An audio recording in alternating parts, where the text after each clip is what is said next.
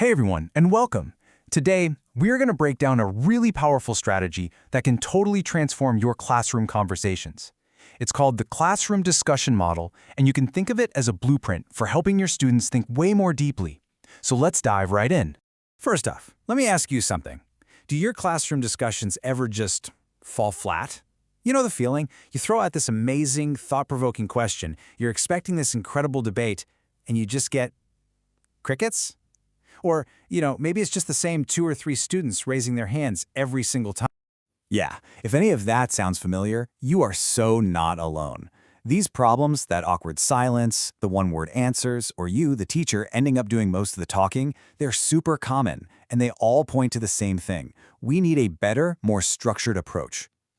So here's our game plan for this explainer. We'll start with that discussion dilemma we just talked about. Then we'll introduce a really cool model for thinking. After that, we'll walk through the 5-step blueprint, see the whole thing in action, and finally, wrap up by talking about the real power behind this entire process. Okay, let's start with the big idea here, a model for thinking.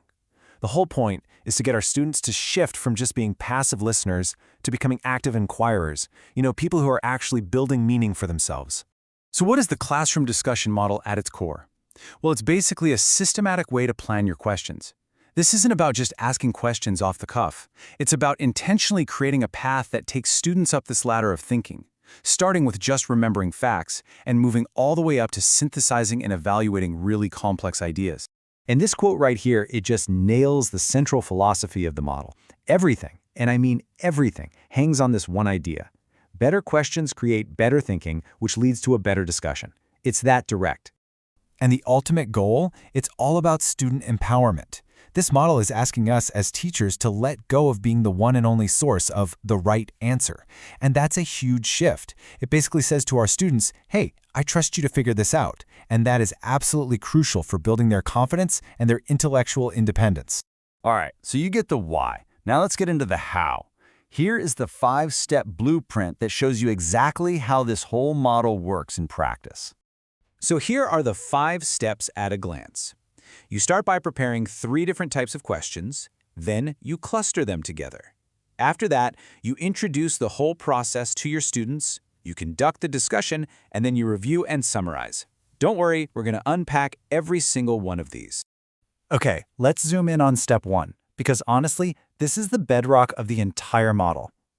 The kind of question you asked directly controls the kind of thinking your students are going to do. That's why it's so critical to get these 3 different categories of questions right. First up, you've got your factual questions. These have one single correct answer that you can find right there in the text. You can literally point your finger at it. Next, you have interpretive questions. These are all about meaning, and there can be more than one right answer, as long as you can back it up with evidence from the text. And finally, you have evaluative questions. These ask students to make a judgment, to connect the text to their own lives, their own values. A truly great discussion uses a mix of all 3. Okay, so you've got your questions drafted. Now what? Well, step 2 is all about organizing them so they have the biggest possible impact. And that's where this idea of clustering comes into play. A question cluster is just a brilliant planning tool. You start with one big, interpretive, basic question. Think of it like an umbrella for the whole conversation. Then under that umbrella, you create a bunch of focused follow-up questions that explore that main issue from all these different angles. It gives the whole discussion a really clear, logical flow. The last 3 steps are all about bringing this to life in the classroom.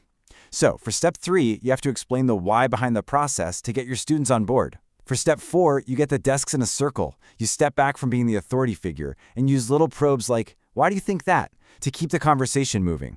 And finally, step 5, you lead a reflection on what they talked about and how they talked about it, asking how their ideas might have changed. All right, enough with the theory, right? Let's see what this actually looks like in a real scenario. We're going to use a classic piece of literature to make all this feel a bit more concrete. So, just imagine you're getting ready for a class discussion on Shakespeare's Macbeth, and you decide you want to focus on one of the most interesting parts of the play, the role of the witches. Check this out. This is a perfect example of the model in action. The big, basic question is this huge interpretive one. Would Macbeth have killed Duncan without the prophecies?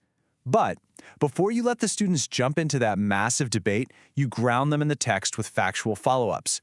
Where were the witches seen? What were the conditions like? What did they look like? You see the logic here, right? This structure forces the students to build their arguments from the text up.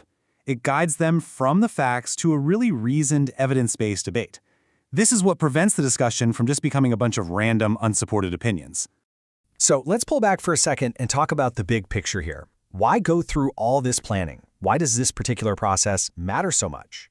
It really comes down to this incredible idea right here. This model, it isn't just a teaching technique, it's a message. When you carefully structure the inquiry and then you step back, you're sending a powerful signal to your students. You're saying, I trust your minds. I have confidence that you can wrestle with this and find your own understanding. So, let's wrap this all up in a neat little bow. Step 1. You prepare thoughtful questions to make sure the discussion is productive. Step 2. You plan and cluster them to create focus. Step 3. You introduce the model to empower your students. Step 4. You conduct the discussion to let them lead the inquiry. And Step 5. You review and summarize to lock in the learning. Every single step has a clear and powerful purpose. And all that leaves us with just one final question, and this one's for you. Now that you have this blueprint for better thinking, how are you going to build a better discussion in your classroom? Thank you so much for joining me for this explainer. For anyone out there who wants to dig even deeper into this model, the following sources are where all this information came from. These texts are really the foundation for the classroom discussion model, and they offer a ton of other great strategies for instruction. Thanks again, and we'll see you next time.